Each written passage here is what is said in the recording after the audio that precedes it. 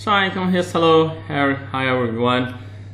How's it going? I hope that chapter 6 is becoming really easy for you and you're catching up and getting all the concepts of fires and explosions. So last time in our last video we solved from 6.1 to 6.8 and now we are going to continue with 6.9. okay?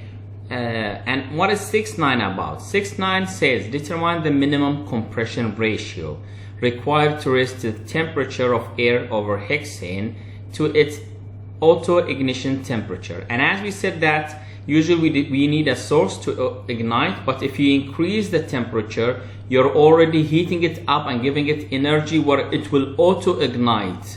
Okay, it will auto ignite without that source, or the heat of energy is like that source that you're adding it to. So the auto ignition temperature, right? Assume an initial temperature of 100 degrees centigrade. Great. So what was the equation that we had for this problem here? If you can recall the equation which says that, sorry for that.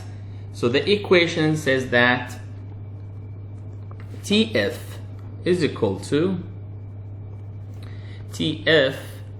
well, if you can recall that it was TF over TI, but we can write it like that. TF is equal to TI into PF divided by PI to the power gamma minus 1 over gamma. Okay, so what is our compression ratio here? And the compression ratio that I have here is that how much I should compress. Okay, how much I should compress. And compressing, that means how much pressure should I really compress? Is it 2 times, 3 times, 4 times? How much could I compress, and to make sure that this does not go beyond the auto ignition temperature. Okay, and what was our auto ignition temperature? Our auto ignition temperature, if you can look at 6.9, our auto ignition temperature, we don't know what is our auto ignition temperature. However, we know the initial temperature. But by the way, we can get the auto ignition temperature from where? Yes, you're right. It's from Appendix B. Appendix B. And let us go and look at Appendix B. So here's Appendix B, and we are talking about which component? We are talking about hexane. Okay, so we go back here to hexane. Good. So that is hexane. That is the heat of combustion, and these are the flammability limits. And here's the flash point temperature. Whoa, it's here. So hexane, we have 234. 234. What is the unit? Is degree centigrade. So we need to put that in Kelvin. So that's 234 plus 273. Great. So we go back and say, well, this temperature here is 234. It is 234 plus 273, and the initial temperature that I have here is 100 plus 273, right? And this is my compression, right? This is the compression ratio. That the PF over PI is the compression ratio. So that is the compression ratio. Great, and that is to the power gamma minus 1 over gamma. Great. So what I have here, I have the values here. I also need to get the gamma value. If I get the gamma value, then I can calculate the compression ratio. And actually you can get the heat capacity ratio data in table 4.3. So where to get gamma? We can get gamma values. Sorry for that. Okay, so we can get the gamma values from where? From table 4.3. Okay, so now you know where you can get the gamma values, and in this case my gamma value was 1.11. okay, it was 1.11. so we are going to substitute now everything, and what do we have here? We have 507 is equal to 373 is equal to the compression factor, okay, to the power 1.11 minus 1 divided by 1.11. Okay, and 1.11 minus 1 is 0.11.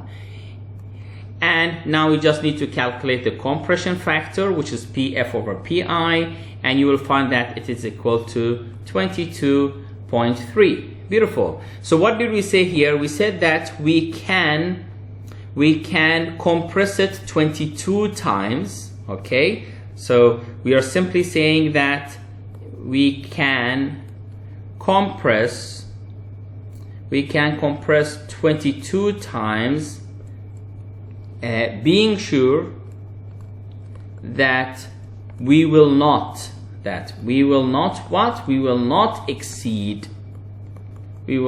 exceed the auto ignition temperature. Beautiful. And why we don't want to exceed the auto ignition temperature? Because we know that if we exceed the ignition temperature, we will have a fire or wherever an explosion. So that will be dangerous. So now we have solved this problem, and we know the ratio that we can deal with here. Of course, if you're talking about the different gamma values, which means different heat capacities, you can see how much that would affect. It really affects the compression factor. Why? Because heat capacities, which is related also to how volatile it is, because how much heat you are putting to raise that 1 kilogram with 1 degree centigrade for CP and CV. So imagine the heat capacity, the properties of that liquid will identify how much possible that you can compress it without really exceeding the auto ignition temperature. So if I would say, for example, if I have a higher gamma value, instead of 1.11, I have a higher gamma value. And so if I have a higher gamma value, you will see that the compression ratio is going to be smaller. The compression ratio is going to be smaller. Okay, so you can relate that how CP is related to the CV value. Okay, beautiful. So let's go and see what is the problem, which is 610. Okay, 610. What will be the LFL of hexane in the presence of hexane mists with drops larger than 0.01 millimeters? And if you can remember, we talked about the drops. If it is 0.01 millimeter, if it's higher, if it's lower, and if you just can recall the parts of the mists, okay, and I'm going to show you that within the slides that you have. So we can see here from the PowerPoints that we have passed through that if we have here, for suspensions with drop diameters less than 0.01 millimeters, the LFL is virtually the same. Okay, and if you're talking about a larger one, for mechanically formed mist with drop diameters between 0.01 millimeter, that is greater, and 0.2 millimeters, the LFL decreases. Okay, the LFL decrease. So simply in 610, I don't think so we need to solve that, because we cannot of course find the values, but we simply can say that the LFL of a hexane will be decreasing. Okay, so that's it for 610. Okay, let's go now to 613. 613. I'm just trying to select from the problems things that are really different, and because part of what I'm trying to skip will be assigned to you as assignments for you to solve. 613. A set of experiments is run on a flammable gas. Flammable gas in a spherical vessel. The following data are obtained for 2 different vessel volumes. Estimate the value of Kg. Okay, the value of Kg for this combustible gas. So we need the value of Kg. And what do I have? I have vessel 1, which is 1 meter cube, and I have vessel 2, which is 20 meter cube. And this is the data of T and P. This is the data of T and P. If you just can recall that if we calculate dP by dt, the maximum slope, and then you multiply by volume to the power third, 1/3, you will get what? You will get the kg. Similarly, you're going to do the same for the other one, and you're also going to get what? You're going to get the kg value. And when you compare between these two, you can see which one has a higher or a lower kg value. So that is for it. So you need to do your homework for that. I mean your homework if you want to find where is the maximum slope. So for me, like, I know where's the maximum slope, and because I know where's the maximum slope, I'm going to write that directly. So what equation I'm going to use? I'm going to use equation 62, where it says that dp by dt, the maximum slope, into the volume to the power 1 over 3, that is equal to kg. Okay, capital Kg. And if you go for the first volume, so the first vessel, and the first vessel, we have the dp by dt max, okay, or you want to call it delta p over delta t max, that we had was at this place where we have 6.5 minus 4.7 divided by 0.45 minus 0.425. This is equal to 1.8 over 0.025 to give me 72 bars per second. Okay, beautiful. So what do we have? That was dp by dt, and calculating the kg, so that is 72 multiplied by volume, which is 1 to the power third, so that is also 1, and you will have the answer to be 72 bars meter per second.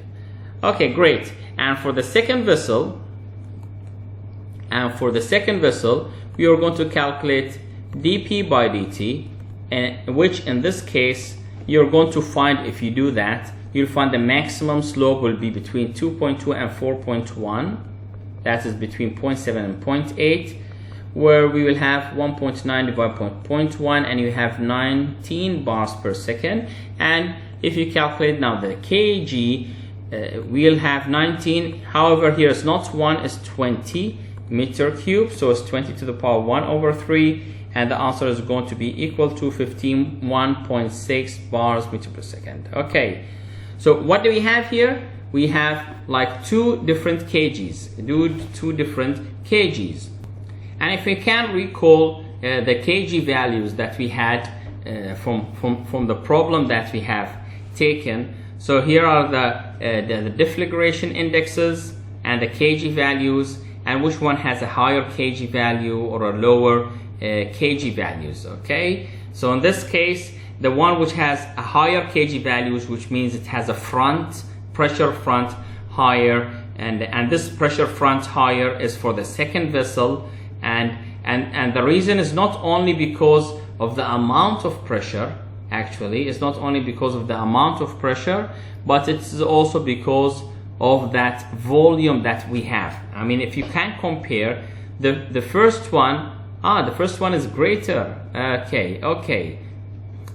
So the first one is greater, actually, even though the second one was had a larger vessel, which is 20 meter cube, but the change in pressure, it depends on what explosives were or material was inside the first vessel.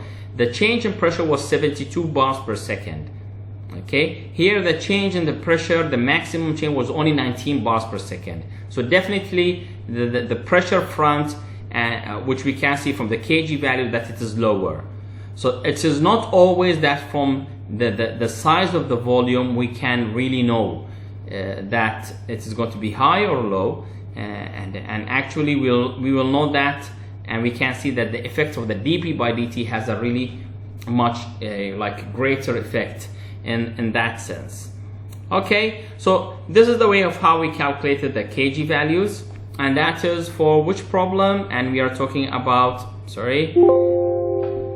okay, so we were talking about the problem 613, or 6, yeah, that was 613. Now let's see 614. So for 614, the question is now it's about explosion. Determine the energy of explosion for 1 pound of gaseous N-butane. What is the TNT equivalent? Okay, so what is the mass of TNT. It doesn't say the mass, but I would guess that it is talking about the mass TNT equivalent for this amount of explosion that we have. So 1 pound, what is equivalent in TNT? Okay, so it's like we are saying that is TNT stronger, or 1 pound? It's like 1 pound of TNT is stronger, or 1 pound of butane is stronger. Okay, so how did we do this? How did we do that? If you can recall from 614, okay, if you can recall from 614, I mean not recall from 614, if you can remember equation 628, and actually I'm going to write the equation of 628 in a different way. It's just, I like that way, it just gives me more sense. So it's mTNT into the energy of TNT, so it's like energy per mass, and then you multiply it by mass, it gives you the total energy of how much is getting out from that explosion of TNT, is equal to that kind of a correction factor. If you remember, we said that it's not a correction factor, by the way, but it's like a kind of a correction thing, but it is for if it is a confined or not confined, where we have complete conversion of the energy. So it also sounds like a correction factor, and that is multiplied by what? The mass of the component that I'm talking, which is butane, and the delta heat of combustion of butane. So if you can recall, we said that mass into energy is equal to mass into energy. So we are equalizing both sides, and then we are correcting it by this mu. And of course we know that mu is equal to 0.05 if it is I would say that is if it is open, that means not confined. And if we have complete conversion, in which we say that's like closed system or confined, okay, we say that's confined, whatever you want to call it, complete conversion, and which means that it is confined. I think all of them with a C, huh? Okay, that's nice. So it will be 1, it will be 1. Okay, so this is what we have here. So what do we want? We want this value here. We want mTNT. What do we have? We have 1 pound. So this is like 1 pound. And we have the delta heat of combustion. Okay, what is the delta heat of combustion?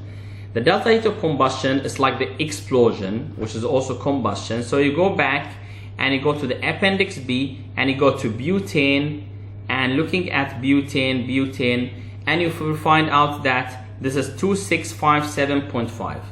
You can take the upper one, by the way. It's not always that you take the lower one. You're saying that I'm expecting the upper heat of combustion for explosion, but now we will consider that lower one, which is 2657.5. okay, so it's 2657.5, and that is, if I can recall, that's kilojoules per mole. If you just want to make sure, that's kilojoules per mole. Okay, so that is kilojoules per mole, and that is 1 pound. Mu we are going to assume once as 0.05 and once as 1, because it did not say that if it is like confined or not. We have already the ETNT. Yes, we already have the ETNT, which is like, we know that is a value that we already know, and the ETNT is 4686 kilojoules per kilogram. Okay, so beautiful. So we have everything here. Since we have per kilogram here, and this is kilojoules per mole, and that's pound, so we need to convert this pound into kilograms, and then we need also to multiply by the molecular weight here, so that we have kilojoules per kilogram rather than kilojoules per mole. And now after you do this unit fixing thing, you can find the mTNT here. Okay, so it is as simple as that. So the first thing I would say that now that I'm just going to do the conversion thing. I already got the idea. So 1 pound, 1 pound, which is equal to 453.6 grams, and that's 453.6 grams. Oh my god, Okay, you multiply that by the molecular weight, and the molecular weight, what is the molecular weight for butane? So just quickly, butane, you have carbon, so sorry, it's not methane, it's butane, C4H10. So that is 12 for carbon to 4 plus the 10 value for the hydrogen, and this is equal to 58. Okay, so that is 58 grams per mole. So here we're going to say it's like here 58 grams mole. So we are going to do that, and like 453 divided by 58 will be equal to 7.82 moles.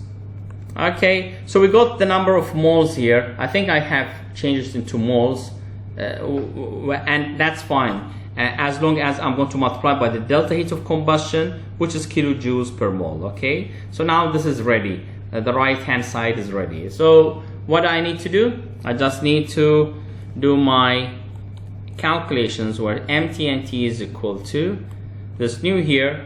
We are going to see what to substitute into 2.08 into 10 to the power 4 kilojoules.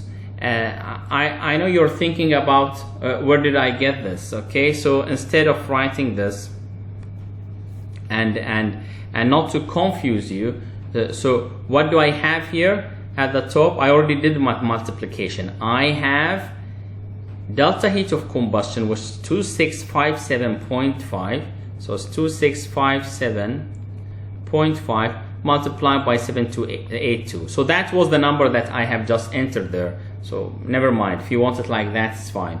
Over 4686 kilojoules per kilogram. Okay, and if you do the multiplication, that the answer will be 4.4 new kilogram.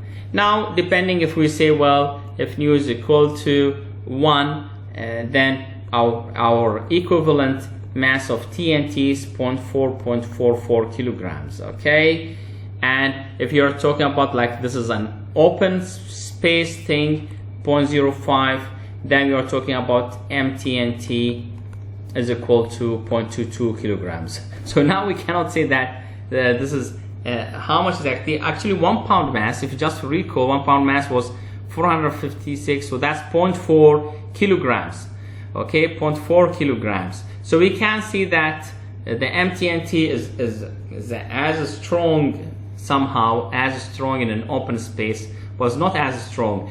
Actually, it is half of an MTNT will give us the same energy of that energy of butane. Okay, so that was for 614. I think that was simple, it was straightforward, and I think so we are ready now to go for 615. Okay, so going to 615, a gas cylinder contains 50 pounds of propane. Okay, the cylinder accidentally falls over and ruptures, vaporizing the entire contents of the cylinder. That's a disaster. The cloud is ignited again, oh my god, and an explosion occurs.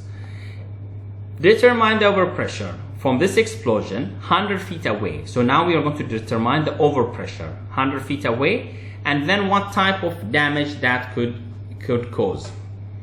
Okay, so now we are talking more about what is the effect on our life, or what effect that it will have to the surroundings. And that is why you feel more attached to this question, because it becomes like real life problem.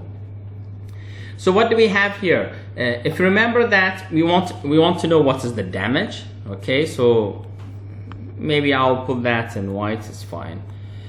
So I want to know how much damage, and if I want to know how much damage, what I need? I need to get the PS value. Okay, if I need to get the PS value, what I would have, and again, what is the PS value? It gives you the idea of the overpressure. Okay, and so now if I have the PS value, how to get the PS value? If I have the scale distance.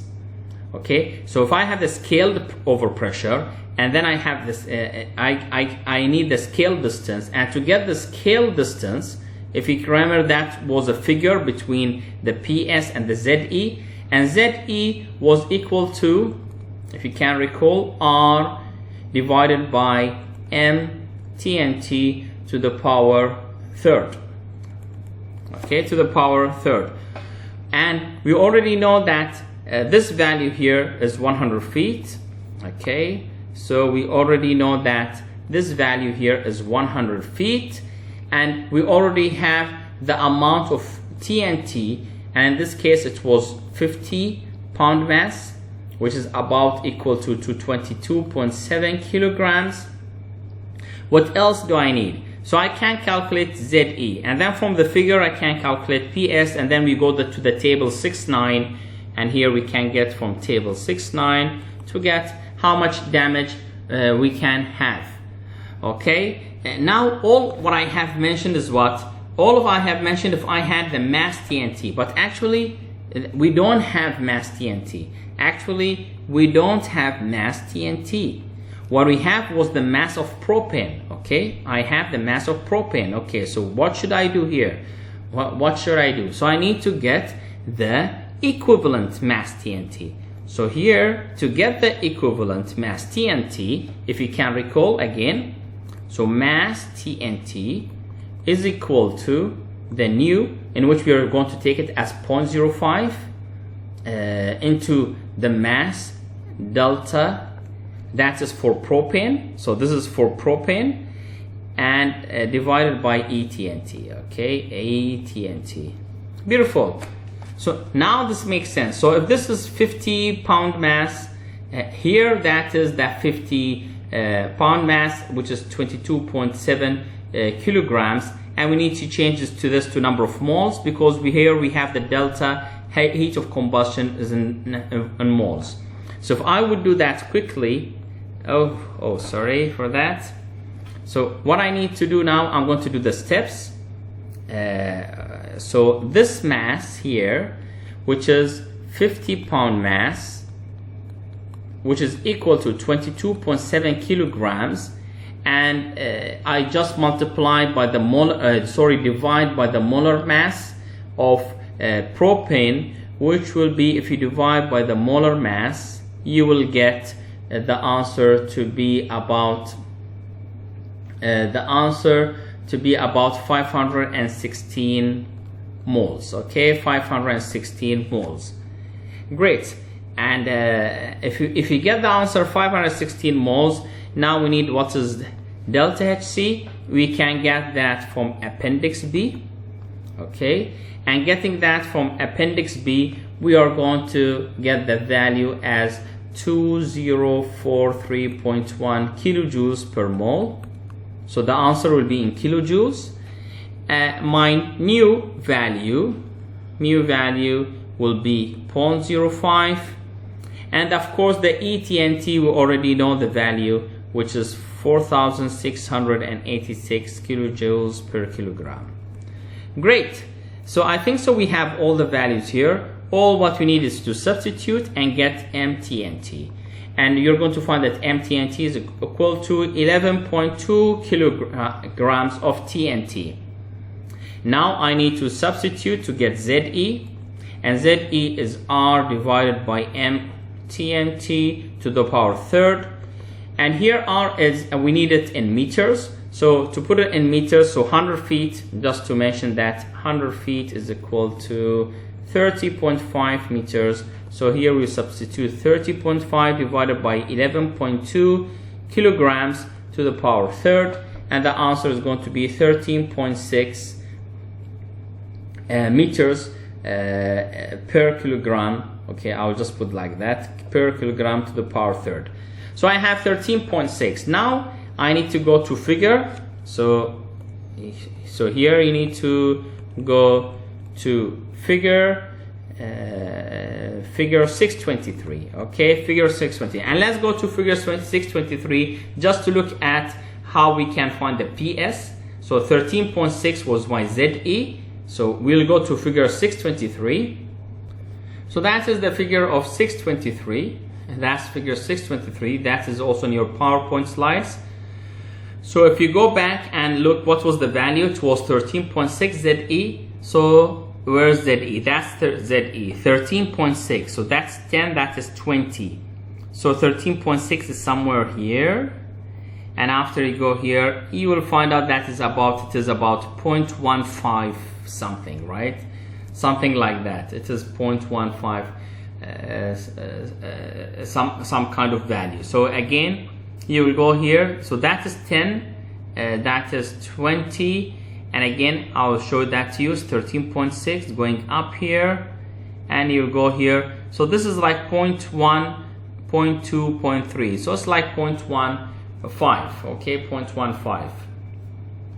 Great. So we're going to see that the PS value is about 0.15, and then you're going to substitute in the equation. Substitute in equation. Which equation? That is equation 626, where we are going to find that equation P naught is equal to PS into PA, and you're going to get the value is equal to 0.1, which is 0.15 PS, multiplied by the ambient temperature, 101.3 kilopascal, that is equal to 10.1 kilopascal. Okay, so we got the overpressure, right? The overpressure. And from table 6.9, okay, so from table 6.9, we will see that this amount, it is enough to what? Is enough to distort steel frame buildings. You see how strong is that? So within 30 meters, that kind of pressure could break, distort the steel frame buildings. Great, so we know now the damage. So going back to the problem again, just to get the idea. So what did we do? And did I skip something? Sorry. Yeah, that was 6:15. So what were the steps? The steps, we said that we want to know how much damage. And if we want to know how much damage, of course, I need P naught. How to find P naught? I need PS. How to find PS? I need ZE. How to find ZE? Well, this is the equation for ZE. Now, looking at the equation of ZE, we need the equivalent mass of TNT. To get the equivalent mass of TNT, this is equal to new mass into delta heat of combustion over ETNT. We can get delta heat of combustion from appendix B. We already have the mass from the problem. ETNT, we already have it. Mu, because it's open, we consider it as 0.05. We can find MTNT. We found MTMT, the mass of TNT, the equivalent mass. We substituted here. We substituted R here, 30 meters or 100 feet. We found ZE.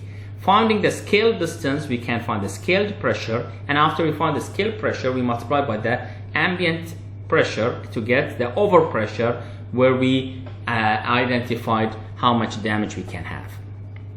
Okay, so that was the problem of 6:15. I think so it was a very good problem, and let's go and continue solving even more problems.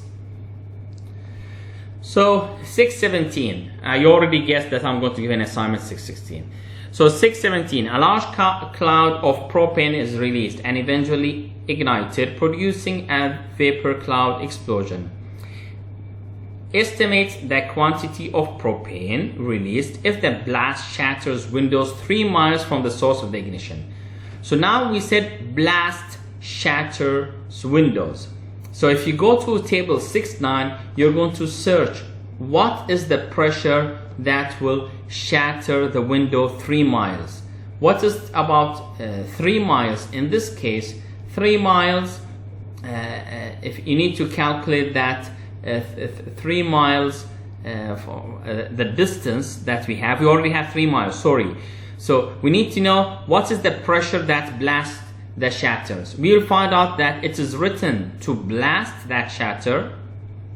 We need about what? We need about 0.5 to 1 psi gauge. So we know the pressure, we know the distance.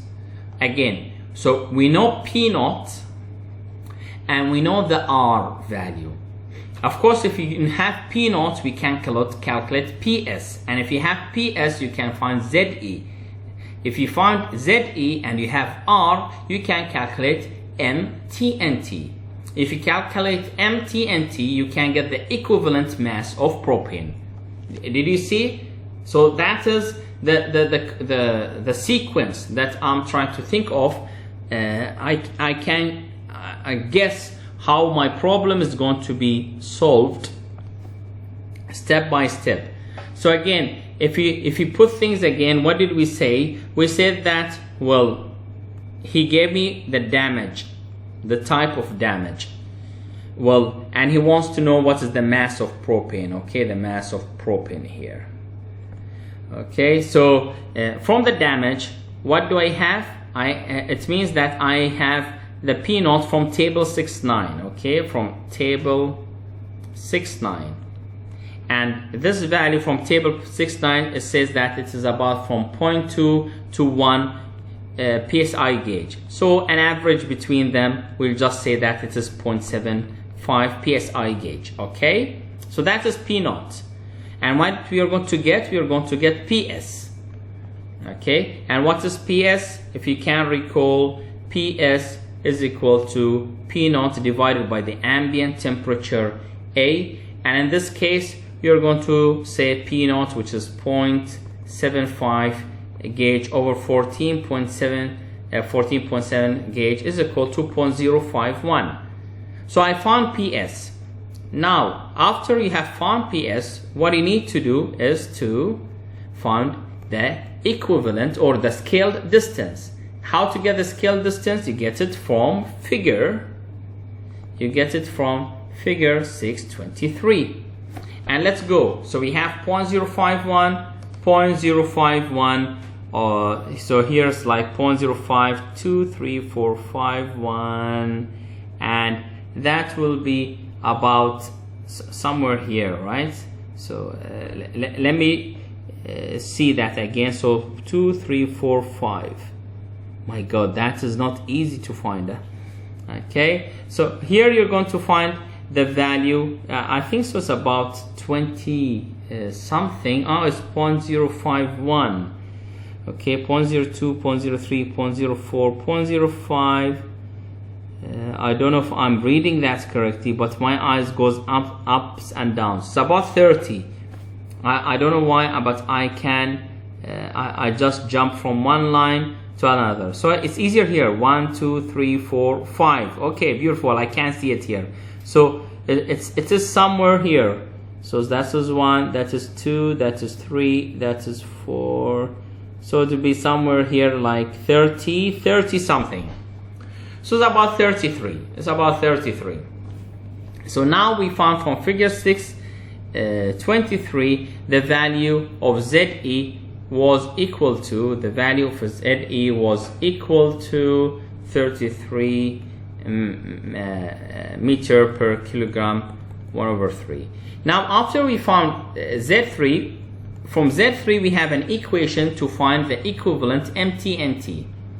Okay, we can find the equivalent MTNT, and if you find the equivalent MTNT, you're going to find that this is equal to the MTNT. The MTNT is equal to 3.13. Where to write this? Okay, so this is 3.13 into 10 to the power 6 kilograms. And then we are going to get the equivalent M propane, and we already can get the delta heat of combustion for the propane. So this is the equation. If you can recall, this is like the equation. If we just fix it up, it will be like that: MTNT into ETNT divided by nu, and we are going to put this as 0.05 into the delta heat of combustion. Great. And by that we can get the M propane, and my M propane, you're going to find out that this will be 6.32 into 10 to the power 6 kilograms of propane. Okay, beautiful. And actually it is amazing the amount that you're thinking. Oh my god, what amount is that? You're talking about more than 100 tons, okay, or the 600 tons. That is really quite a lot. That is quite a lot. Talking about this amount. So definitely there's something tricky here, but that's the answer for this problem. Okay, so we got it here. Hopefully, like, I did it very quickly, and I just gave you the idea of how to solve it. And I'm not trying to solve everything here. I already solved some of it, but I'm just trying to give you an idea of how to solve the problems. Okay, so we have now 617 is done. I think so we have taken some good time of what we have covered so far. We are going to continue with solving the problems in the next video from 618 and onwards, because we will have about 10 problems as well still to be coming on the way and to be solved. Till then, thank you very much. See you in our next video. Dr. Bassam Al-Hamad, and مع السلامة.